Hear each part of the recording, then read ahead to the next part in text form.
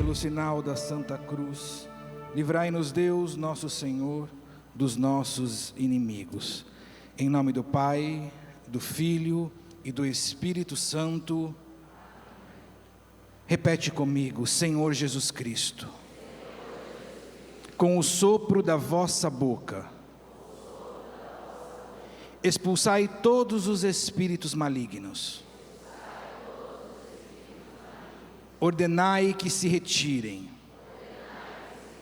porque chegou o vosso reino. Eu submeto a minha mente ao domínio da mente de Cristo. Eu submeto o meu corpo ao total controle do Espírito Santo. Eu submeto a minha vida aos planos do Pai. E agora repete com fé e para valer: onde Deus está, o inimigo não pode permanecer. Onde Deus está, o inimigo é obrigado a se retirar. Amém. Pode ser mais forte. Amém. Que bom. Bom dia. Tudo bem com vocês? Descansaram? Estão prontos para mais um dia de retiro? Então, acolha essa pessoa aí que está do seu lado. Diga ela: muito bem-vinda. Que bom que você está aqui na Canção Nova. Pergunte o nome dela se você não sabe o nome dela. Diga que você escolheu a melhor parte, e essa não lhe será tirada. Diga ela: você poderia estar em tantos outros lugares, fazendo tantas outras coisas, mas você escolheu estar aqui na Canção Nova. Por isso, aplauda esta pessoa. Que bom que você veio. E nós aqui da Canção Nova ficamos muito felizes em receber você aqui neste acampamento de cura e libertação. Este acampamento, ele tem por tema central: comerão do fruto do seu próprio comportamento. Ontem na missa o padre Wagner Bahia perguntou se vocês sabiam qual era o tema, e muitos silenciaram, não sabiam. Então estou dizendo a vocês, o tema deste acampamento está em Provérbios. Aqueles que estiveram aqui desde quinta-feira, o Júlio Brebal falou um pouquinho sobre esta realidade, sobre esta temática central do livro de Provérbios. E agora a minha colocação, ela também tem este mesmo tema: comerão do fruto do seu comportamento. E eu gostaria já de começar a dizer que a igreja nos proporciona um tempo muito especial. Qual o tempo que a igreja está nos proporcionando agora? Fala forte. A Quaresma. E viver um acampamento de cura e libertação dentro do tempo da Quaresma, certamente é esperar um tempo de muitas graças e de muitas bênçãos para nós. A igreja insiste neste tempo de Quaresma que ele é um tempo do quê? É um tempo de conversão.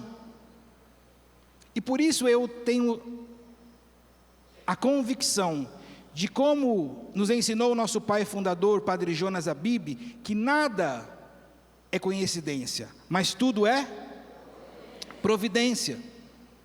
E para este acampamento, viver este tempo de conversão, a conscientização daquilo que nós precisamos nos converter é essencial. Este acampamento não é somente mais um dia de acampamento, ou um dia que você vem para fazer uma rotina um pouco diferente daquilo que você está acostumado. É um retiro. é um retiro espiritual que alguns de vocês estão desde quinta-feira. Outros chegaram ontem, outros chegaram hoje pela manhã. E por que é importante que nós tomemos consciência de que se trata de um retiro espiritual? E aqui eu faço das minhas palavras a lembrança do nosso querido Padre Rufus, quando muitas vezes esteve aqui na Canção Nova. Ele dizia que existem realidades dentro do nosso coração, da nossa vida, da nossa caminhada, dentro do nosso processo de cura e libertação, que uma simples oração pode resolver. Às vezes, as situações que você traz na sua vida, e que certamente você traz para este acampamento, expectativas, desejos, sonhos, pedidos, clamores, esta realidade que só você conhece, talvez necessite de pessoas que durante um tempo rezem por você, para que isso se concretize, para que a cura chegue, para que a libertação te alcance. Mas existem realidades dentro da nossa vida que é necessário que estes retiros espirituais aconteçam. 2, 3 dias de retiro, para que a palavra sendo proclamada, o evangelho sendo proclamado, as coisas possam ir sendo organizadas dentro de você. Os momentos de oração, os momentos de adoração, tudo isso para que o Senhor atinja os objetivos que Ele tem para você.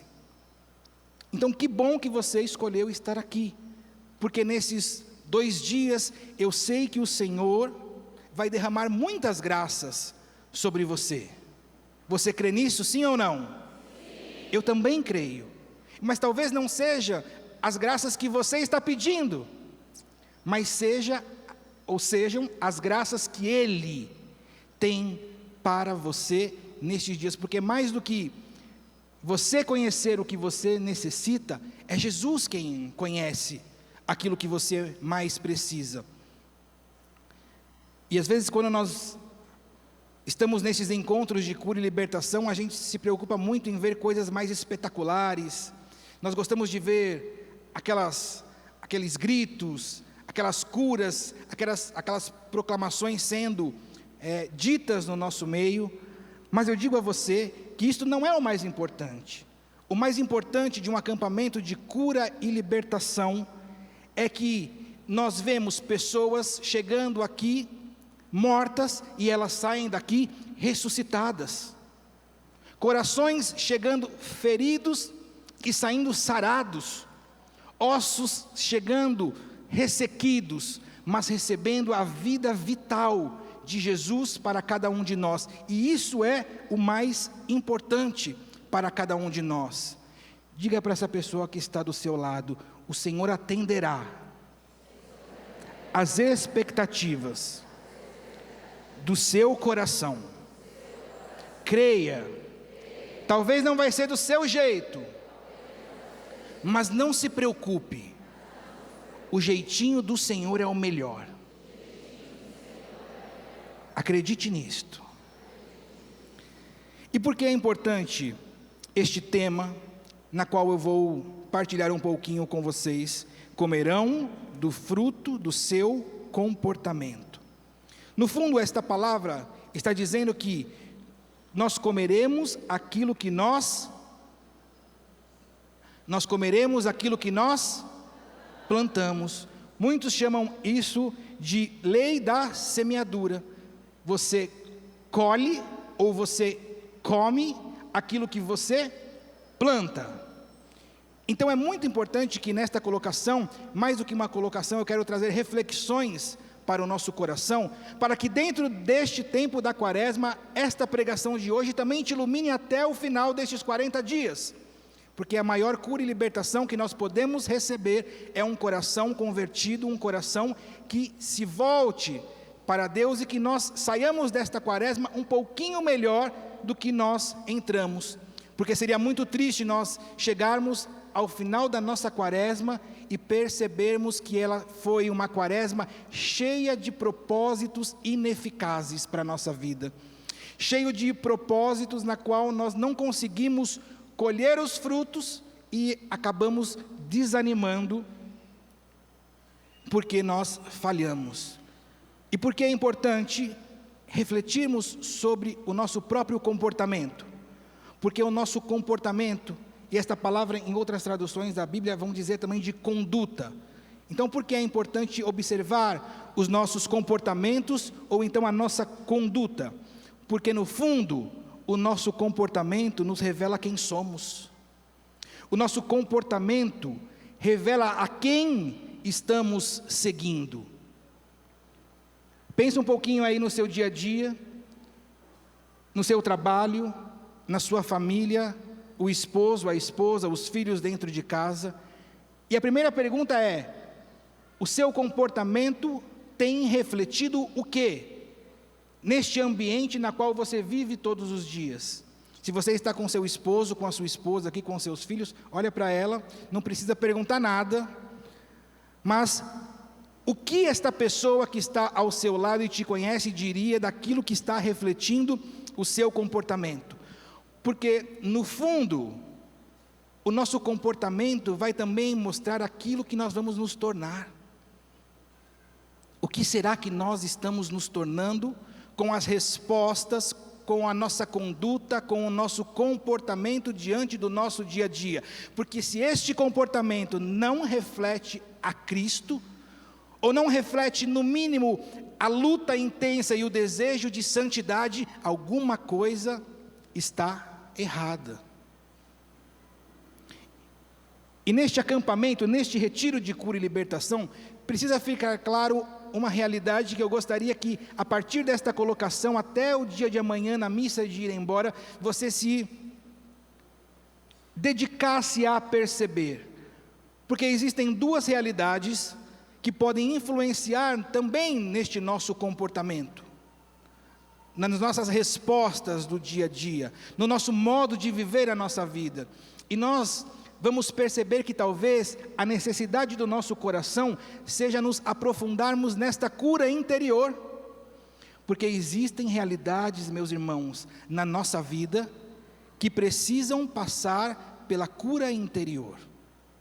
Porque pode ser que você tenha vivido realidades na sua vida, na sua infância, na sua adolescência, ou até mesmo há pouco tempo, que deixaram marcas, deixaram você escravas daquilo que aconteceu com você, que talvez você nem quisesse que tivesse acontecido, mas são situações de dores, machucaduras, sentimentos, emoções que foram abalados, coisas que talvez fizeram a você, e que hoje você percebe que você gostaria de reagir de um determinado modo, mas você percebe que você não consegue. Você percebe que é uma luta tremenda você dar uma resposta diferente diante de uma situação, e você acaba sempre caindo, não tem forças para reagir, acaba escorregando e retrocedendo no seu caminho com Deus. Isto pode ser um sinal de que você precise de cura interior. E esta cura interior nada mais é do que levar a luz de Jesus para dentro dessas regiões de escuridão, de trevas, de machucados, aonde quando nós falamos ainda sangra dentro de você o seu coração, ou quando determinadas situações são expostas, você sente sentimentos ainda que mexem com você, de raiva, de falta de perdão, de ódio, de sentimento de vingança. Isto reflete a necessidade de trazer esta luz de Jesus para dentro do seu coração. Mas pode ter também situações que precisem de oração de libertação, porque são coisas diferentes, apesar de estarem muito ligadas. A cura interior e a libertação, elas são coisas diferentes. Muitos de nós precisamos da oração da cura interior, mas muitos de nós podemos estar precisando da oração de libertação. E geralmente nós precisamos da oração de libertação, ou quando nós nos envolvemos com realidades que não refletiam Deus na nossa vida, e nós fomos a lugares, a ambientes, comungamos de doutrinas, de seitas e de toda e qualquer realidade que nos abriram as brechas e as portas para que o demônio agisse na nossa vida. E como o demônio é legalista, ele vai cobrar os seus direitos sobre nós, porque estivemos em lugares onde ele reinava, e pode ser que por isso nós precisemos da oração de libertação. Mas também a oração de libertação serve para que, quando adotado hábitos de pecados, principalmente hábitos de pecados compulsivos na nossa vida, nós precisemos desta oração de libertação, para que Jesus, ele quebre todas as cadeias que nós nos vinculamos. E eu sei que enquanto eu vou falando destas realidades, vai passando na sua cabeça situações e realidades do seu dia a dia que você pode estar agora identificando, e o próprio Espírito Santo revelando ao seu coração e à sua mente essas situações que você vai precisar, nestes dias aqui na Canção Nova, pedir a intervenção de nosso Senhor Jesus Cristo, seja pela cura interior, seja pelo processo de libertação. E porque tudo isso é muito importante para nós, porque tudo isso reflete no nosso comportamento, tudo isso reflete naquilo que nós estamos nos tornando, quem nós estamos nos tornando, e quem nós estamos nos tornando refletirá na vida eterna, na eternidade, e isso coloca em risco a nossa salvação, se o nosso comportamento, se a nossa conduta não estiver de acordo com aquilo que o Senhor espera de nós. Você está entendendo, sim ou não? Sim? Espero que sim mesmo. E eu me lembrei, preparando esta colocação, de que há uns dias atrás, a minha filha quis assistir um filme comigo, Gladiador. Eu confesso que eu não assisti, é um filme bem antigo, mas acabou que eu nem assisti ele inteiro, mas uma frase me chamou muito a atenção nos primeiros 10, 15 minutos de filme. O personagem principal eu anotei, e quando eu fazia essa pregação, preparava, eu me lembrei desta frase. O personagem dizia assim: o que fazemos nesta vida ecoa pela eternidade. O que fazemos nesta vida ecoa pela eternidade. Olha para essa pessoa que está do seu lado e diz assim a ela: o que você faz nesta vida ecoa na eternidade. Isso é muito sério. O que nós fazemos nesta vida está ecoando na eternidade. E eu lembrei de uma frase que eu tenho anotado nos meus escritos ali, de um poeta, ele se chama Stéphane Mallarmé, e ele diz assim: a eternidade o transforma, enfim, naquilo que ele sempre foi. A eternidade o transforma naquilo que ele sempre foi. É claro que isso aqui está numa linguagem poética, mas isso aqui se torna verdade para muitos, porque muitos continuam persistindo numa vida errada, numa vida de pecados, e se não é a misericórdia de Deus, esta frase pode se tornar uma realidade na minha vida e na sua vida. A eternidade nos transforma, enfim, naquilo que nós sempre fomos. Quantas pessoas inveteradas no pecado, no vício, no erro, quando Deus chamou estas pessoas, elas se transformaram naquilo que elas sempre foram.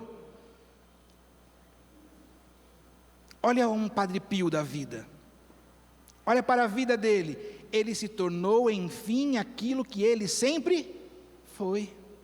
Porque a vida dele, porque o modo da sua conduta, da sua entrega, foi uma vida de entrega a Deus.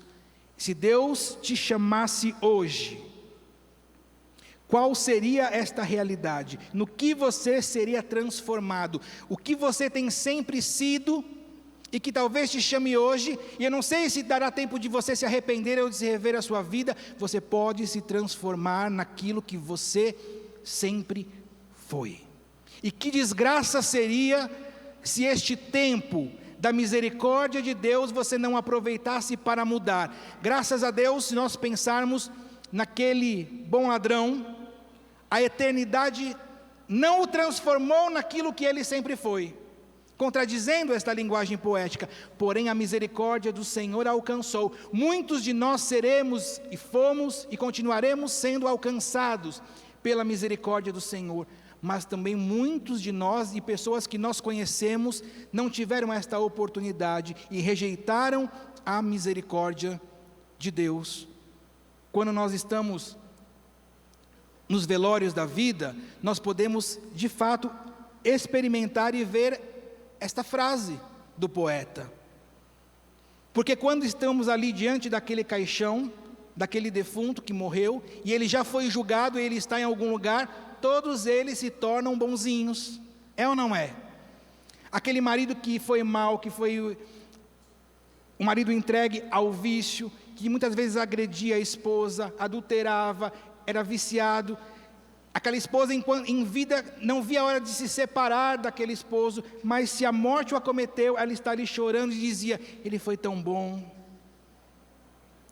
ele foi tão bom para os nossos filhos, ele tinha os defeitinhos dele, mas ele foi tão bom, era carinhoso. Oh meu Deus do céu, que saudade, saudade nada.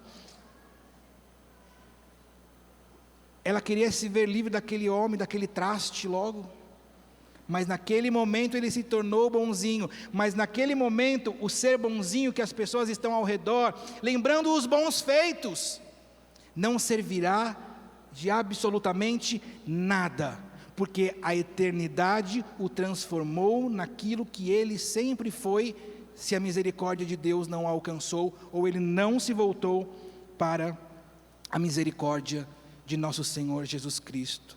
Olha para essa pessoa que está do seu lado, imagina se ela estivesse agora no caixão. Imagine o que ela falaria de você. Olha que bonzinho, olha que belezinha, é tão bonzinho, vive com o terço na mão, vive me chamando para ir para o grupo de oração, a Mariazinho, o Joãozinho. Mas no fundo, nós sabemos quem de fato nós somos, e que se o Senhor nos chamasse hoje, que nós colocássemos nosso pé na eternidade, dali nós não mais mudaríamos o nosso estado, e nós podemos estar colocando em risco a nossa salvação. Por isso que foi bom que você estivesse neste acampamento de cura e de libertação, pois eles são dias na qual a misericórdia do Senhor quer te alcançar, e ela te alcançará. Amém? Você que trouxe a Bíblia, abre comigo em Mateus capítulo 7, para elucidar somente esta lei da semeadura. Mateus capítulo 7, versículos de 15, a partir do versículo 15. Mateus 7,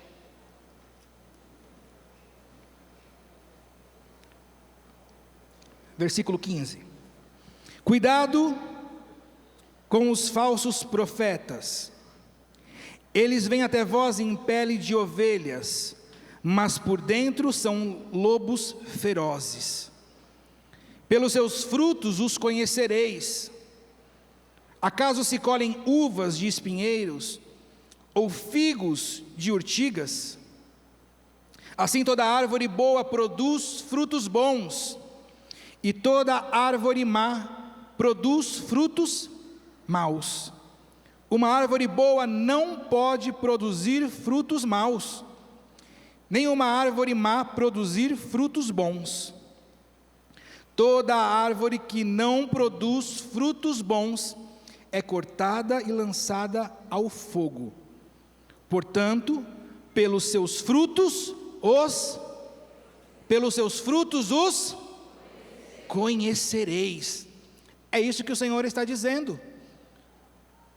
Os seus frutos, ou o seu fruto, é a forma como você tem se comportado, dado as suas respostas diante de todas as realidades do seu dia a dia, por mais simples que seja. Isso está sendo de uma forma ou de outra computado como um bem ou como um mal. E o início deste trecho do Evangelho, ele diz exatamente de um comportamento iníquo e falso e mentiroso. É por isso que o evangelista nos diz: cuidado com os falsos profetas. Ele vem até vós em pele de ovelhas, mas por dentro são lobos ferozes. Eles fingem uma coisa, quando na verdade eles são outras coisas. É como aqueles sepulcros caiados, que talvez por fora estejam belos, bonitos, maquiados, cheirosos, arrumados, mas por dentro existe daqueles sepulcros caiados o quê? O que tem dentro de um sepulcro? O quê? Vocês não sabem o que é um sepulcro? Uma vala no cemitério? No tempo de Jesus era colocado nas rochas. Existe um ser morto, em estado de putrificação, fedido, fédido, apodrecendo. Mostram uma coisa, mas por dentro é uma outra realidade. Você já foi naqueles cemitérios de classe alta, na qual parece uma mini catedral montada para fora daquela terra. Você até se espanta de tanta beleza, mas lá dentro, no fundo, é a mesma podridão. É o mesmo fruto de que qualquer outro cemitério ou túmulo. É preciso que nós também tomemos cuidado, se nós, nas nossas respostas, não estamos nos tornando estes sepulcros caiados. Avança um pouquinho mais no Evangelho para o capítulo 12, porque aqui eu quero que fique fixado no seu coração quando a palavra é proclamada. E quando a palavra é proclamada, ela é a palavra viva, ela entra na nossa mente, na nossa inteligência, ilumina o nosso coração e nos transforma. Mateus 12, versículo 33, vem reafirmar o quão importante é nós cuidarmos do nosso comportamento. Se a árvore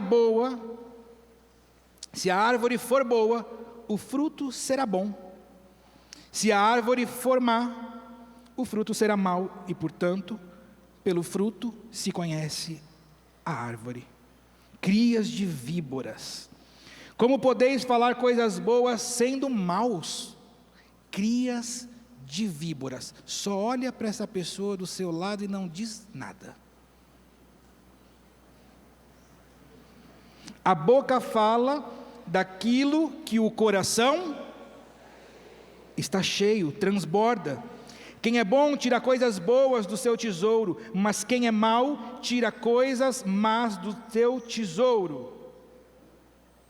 Quem é bom tira coisas boas do seu coração, quem é mau tira coisas más. Porém, para tirar foi necessário que se colocasse. O que você tem colocado no seu coração? O que você tem colocado no seu coração diante do seu matrimônio, diante do seu esposo, da sua esposa, do pacto conjugal que vocês fizeram um ao outro diante daquele altar? O que você tem enchido o seu coração, você que é pai, você que é mãe, na responsabilidade de educar e levar os seus filhos para Deus? Será que você tem cumprido aquilo que o Senhor te pede? Porque nós não queremos chegar ao final, sermos cortados ou lançados ao fogo, ou no meio do caminho, ouvirmos esta palavra, crias de víboras. É muito duro estas palavras. Coloca a mão no seu coração e diz assim: Senhor Jesus, eu não quero ser chamado de víbora. Eu não quero ser cortado e lançado ao fogo.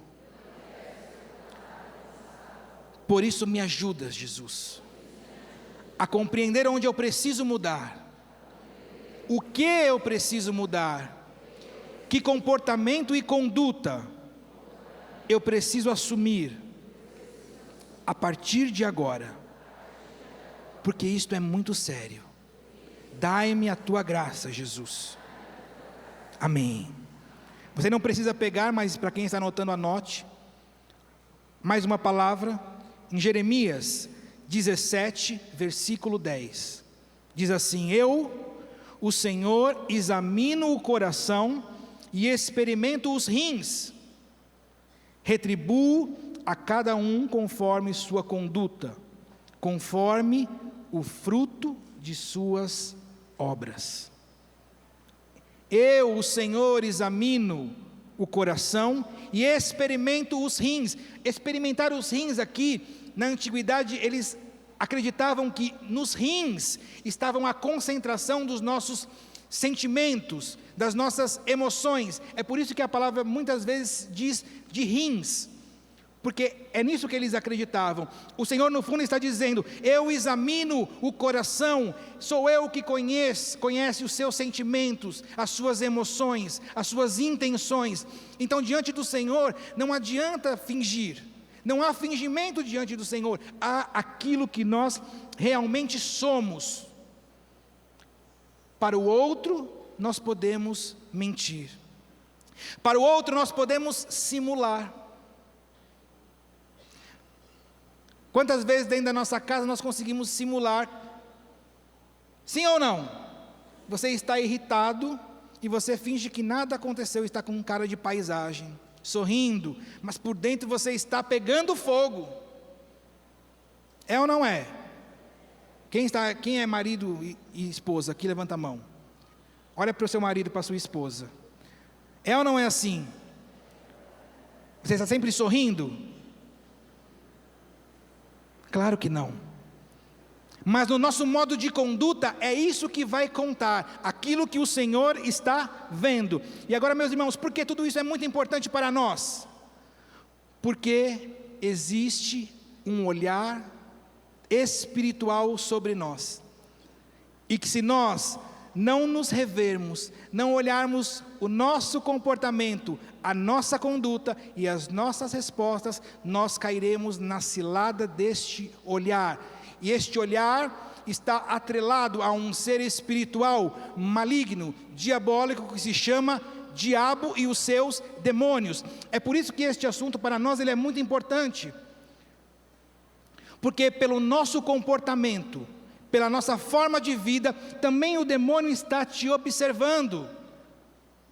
Não pense que você está fora do alcance do olhar demoníaco, porque a intenção do demônio é fazer a mim e a cada um de nós que estamos aqui experimentar esta queda. E o demônio, ele entra muitas vezes pelas brechas do nosso comportamento. Olha para essa pessoa que está do seu lado e diz assim: cuidado com as brechas do seu comportamento, porque o Senhor está interessado nisso, para te levar ao céu, mas o diabo também está de olho em você, para te levar ao inferno.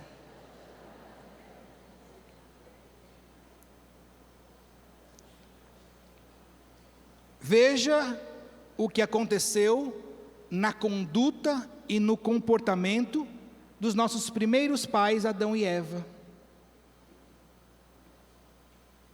Veja qual foi a consequência tremenda para a humanidade, porque eles não conseguiram corresponder com o seu comportamento, com a sua conduta, com a sua resposta àquilo que o Senhor havia pedido a eles. E aonde foi que o demônio tentou? Aonde foi que o demônio se instalou? Foi na brecha dada pela mulher. Se nós relembrássemos, eu não vou pegar a palavra aqui, porque meu tempo vai quase se findando.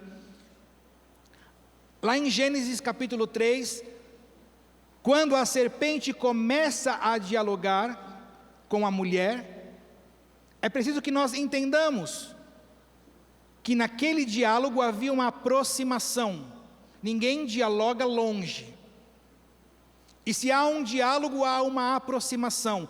Porém, em Gênesis a palavra diz que Deus havia proibido Adão e Eva de comer da árvore do fruto que lhes traria a morte. Porém, um pouco mais à frente, quase no final do capítulo 3, quando Eva responde à serpente, diz que Deus havia proibido de que se aproximasse e até mesmo tocasse. Porém, se há um diálogo entre a serpente e a mulher, quem se aproximou de quem? A árvore anda? Você já viu alguma árvore andando aqui pela chácara Santa Cruz? Sim ou não? A árvore não anda, até onde eu sei não. Talvez o padre Fábio Galdino, nos seus exorcismos, alguma árvore apareceu andando já, padre, por aí ou não? Não, né? Se a árvore não anda, quem se aproximou daquilo que lhe era proibido? A Eva. E foi na brecha, porque a ordem de Deus era não comer, nem ao menos tocar. Ao se aproximar, Eva não estava ainda em pecado, mas havia já uma advertência do Senhor, e ela se aproximou. Ela abriu a brecha, e na brecha abriu a possibilidade do diálogo com o tentador, com a tentação, e naquele diálogo, ele, astuto que é, foi corrompendo o coração de Eva até fazê-la cair, e uma vez em queda, ela faz também o seu marido cair. É um ciclo de pecado em cima de pecado, erro em cima de erro. Repete comigo: Senhor Jesus, livra-me da brecha e deste ciclo do pecado. Eu não quero abrir brechas. Vem, Senhor Jesus. Mas nós podemos também lembrar de um outro personagem que abriu brechas no seu comportamento e que causou um estrago de pecado em pecado, o rei Davi. Vocês se lembram? A palavra diz que era tempos de combate, aonde os reis deveriam sair para a batalha. Mas Davi decidiu ficar em sua casa. Davi vinha de muitas vitórias. Davi, o homem segundo o coração de Deus. Olha que bonito. O Davi era o homem segundo o coração de Deus.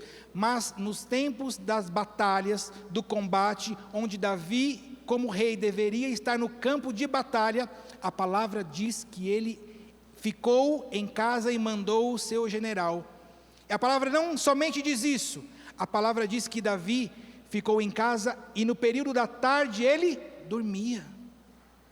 Davi se acomodou.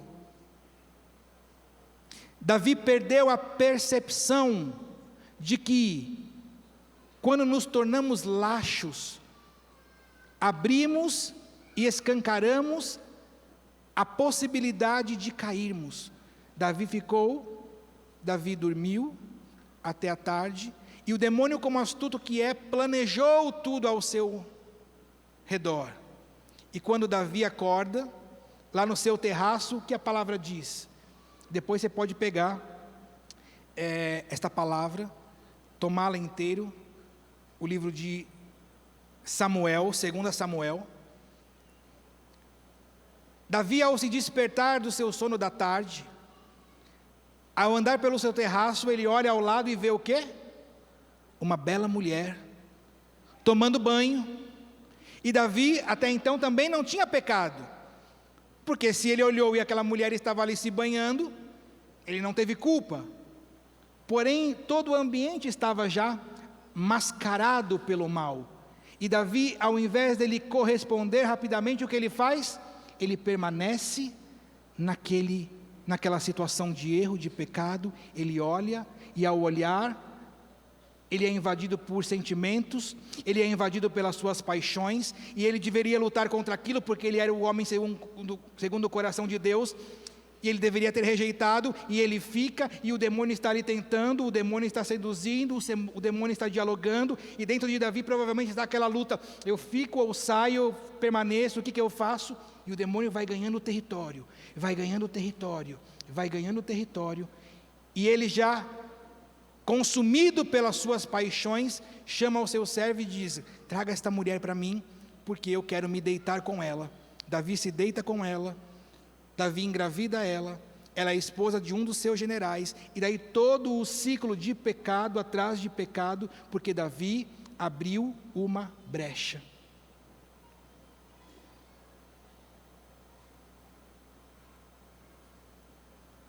Que brecha hoje você traz sobre o seu coração e sobre o seu interior, que pode estar sendo a causa da entrada do mal, do demônio sobre você? Me lembro aqui agora, eu anotei, pega comigo o livro de Daniel, porque será um bom exemplo para nós, Daniel capítulo 13, é uma passagem também muito forte, na qual nós conseguimos entender bem a brecha que nós abrimos, muitas vezes ao mal. Daniel capítulo 13, esta é a história de Susana. Depois no intervalo, ou no seu quarto à noite hoje, em algum momento, leia inteiro este capítulo 13. Eu vou passar aqui ele um pouco mais rápido, para que nós compreendamos a história de Susana. A palavra diz que Susana era muito bela, temente ao Senhor, e a palavra faz questão de ressaltar essas qualidades físicas bonitas desta mulher, e diz que naquele ano 2 anciãos foram nomeados como juízes. Versículo 8.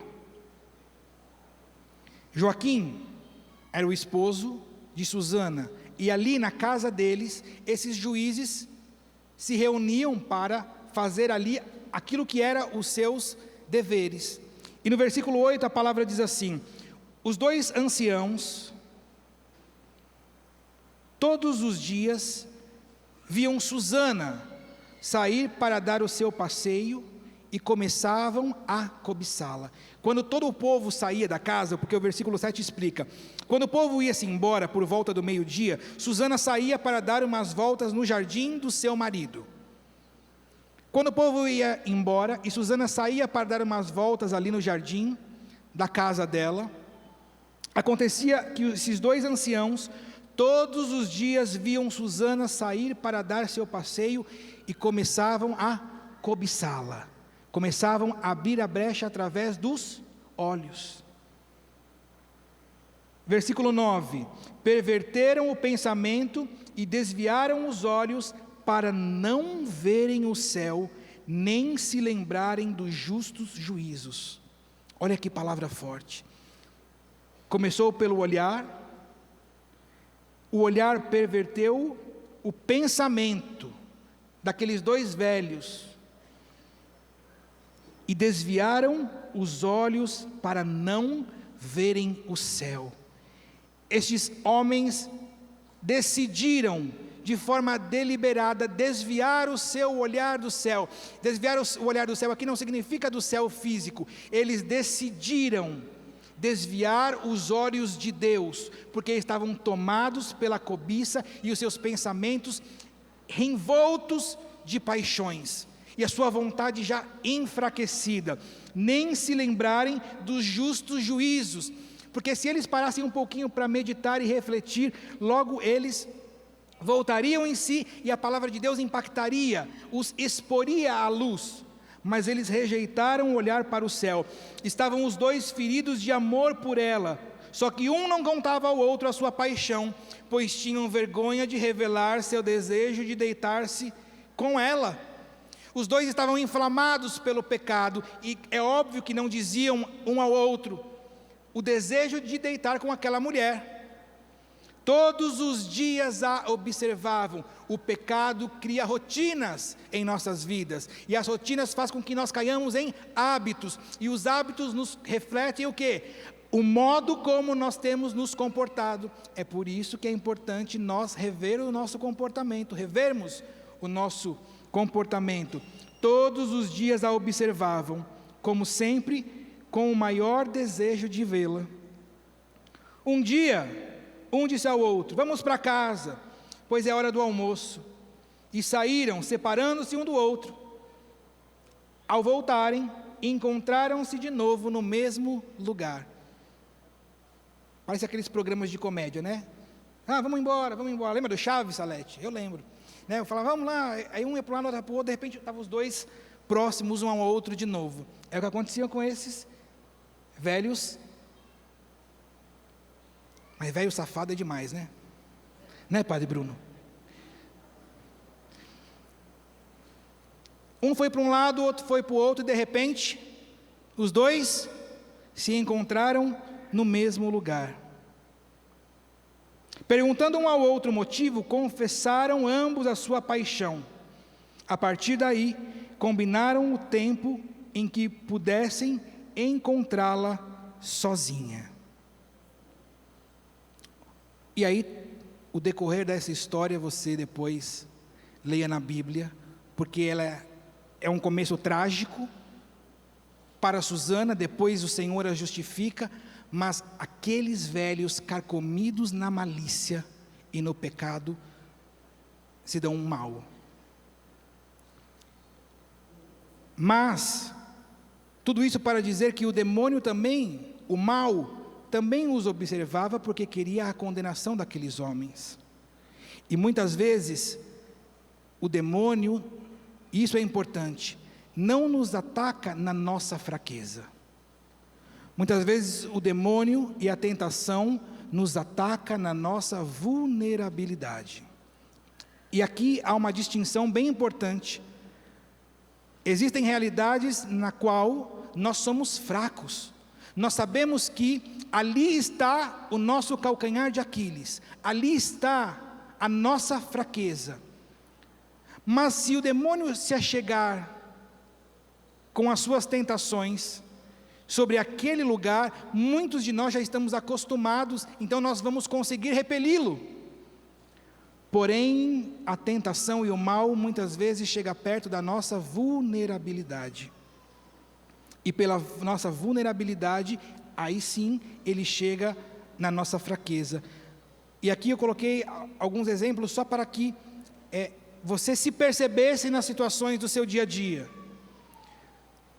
Você muitas vezes pode estar triste, e esta tristeza ser a sua vulnerabilidade, e por causa desta tristeza que foi a sua vulnerabilidade, e a sua fraqueza é o pecado, por exemplo, da bebida, o diabo ataca por meio da sua tristeza, lhe convence dentro da sua vulnerabilidade, da sua tristeza, e você vai descarregar as suas mágoas, as suas tristezas na bebida, que é a sua fraqueza. Ele não foi direto na bebida, convencendo para você ir no bar, mas diante da sua tristeza, ele foi convencendo os seus pensamentos, as suas emoções, os seus sentimentos, até que você já não conseguisse responder e aceitasse a sua fraqueza, que é a bebida. Muitas vezes você se encontra na vulnerabilidade da solidão, solidão dos relacionamentos, solidão da sua casa, e naquela solidão você quer preencher, mas existe um ponto de fraqueza que é o pecado da luxúria.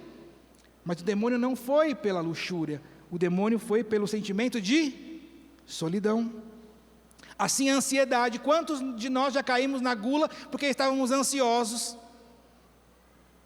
O demônio não foi colocando os apetites, os prazeres do alimento na nossa frente, mas diante da ansiedade nós acabamos caindo na gula.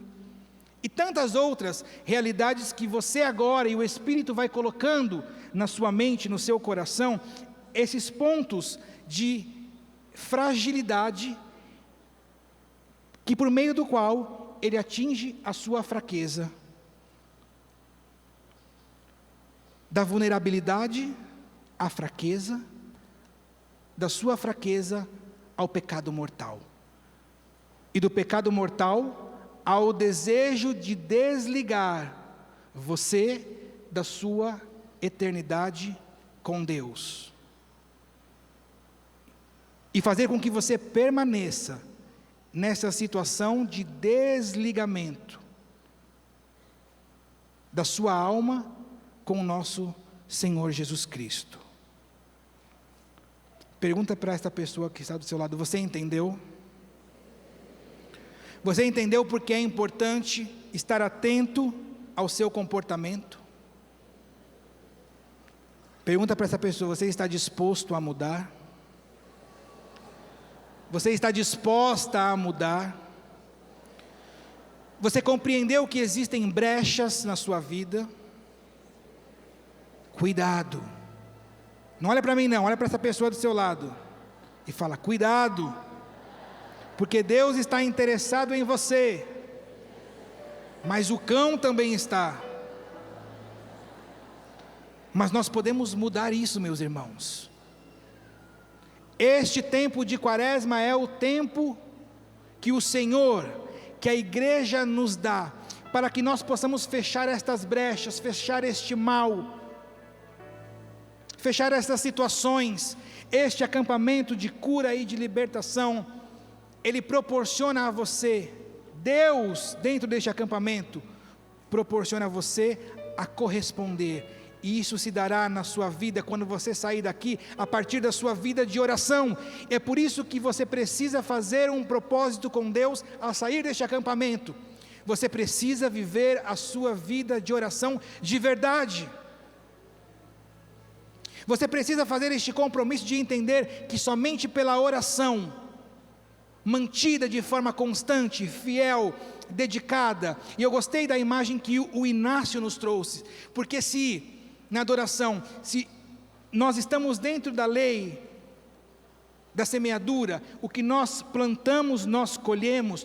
Muitas vezes nós estaremos plantando nesta terra árida, nesta terra seca, mas o Senhor está pedindo de mim e de você: continua, talvez você está querendo colher agora, desde já, os bons frutos, mas você está vivendo um tempo de desolação, de sequidão, e o Senhor está pedindo: continua, porque num dado momento em que eu perceber que o seu coração está lapidado, que você está sendo colocada no caminho que eu quero para você, eu mando a chuva e você vai colher os frutos, os bons frutos da sua luta. Porque quando nós plantamos sementes, boas sementes em meio à luta, o Senhor também está vendo. O problema é quando nós escolhemos as sementes más. Mas se as sementes são sementes de luta, o fruto será bom. Para encerrar, eu trago o pensamento de alguns santos sobre esta realidade da vida de oração, e quero mesmo que o Espírito Santo grave no seu coração tudo isso, para que por meio destas palavras você saia diferente deste acampamento de cura e libertação. Mais uma vez, talvez não querendo as graças que você quer, mas as graças que o Senhor está desde já derramando no seu coração. São Boaventura diz assim: pela oração se obtém todos os bens e a libertação de todos os males. É pela oração. Você está vivendo algum mal? Você está precisando de libertação, de cura? É a oração. São Bernardo: são fortes as potências do inferno, entretanto a oração é mais forte que todos os demônios. Se uma horda infernal está te atacando, saiba, a oração é mais forte que o demônio. Repete comigo: a oração é mais forte que os demônios. Eu creio nisso, Jesus. São fortes as potências do inferno, entretanto a oração é mais forte do que todos os demônios. Por isso eu convido você agora a ficar de pé, porque nós vamos rezar, nós vamos nos colocar nesta posição de oração, acreditando que a nossa oração é mais forte do que todos os demônios. Coloca a mão sobre o seu coração. Solta a sua voz no Espírito. Deixa que o Espírito Santo, Ele continue fazendo, trazendo a sua mente ao seu coração. Tudo aquilo que Ele já iniciou nesta manhã, desde a adoração até o momento de agora.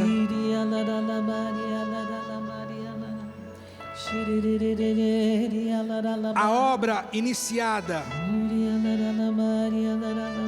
pelo Espírito Santo nesta manhã não ficará sem a sua conclusão até o final deste acampamento de cura e de libertação.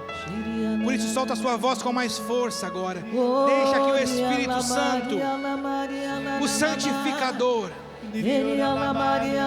o libertador, aquele que quer nos curar, aquele que quer nos santificar, aquele que quer nos colocar na rota correta agora, convença o seu coração da resposta que você precisa dar.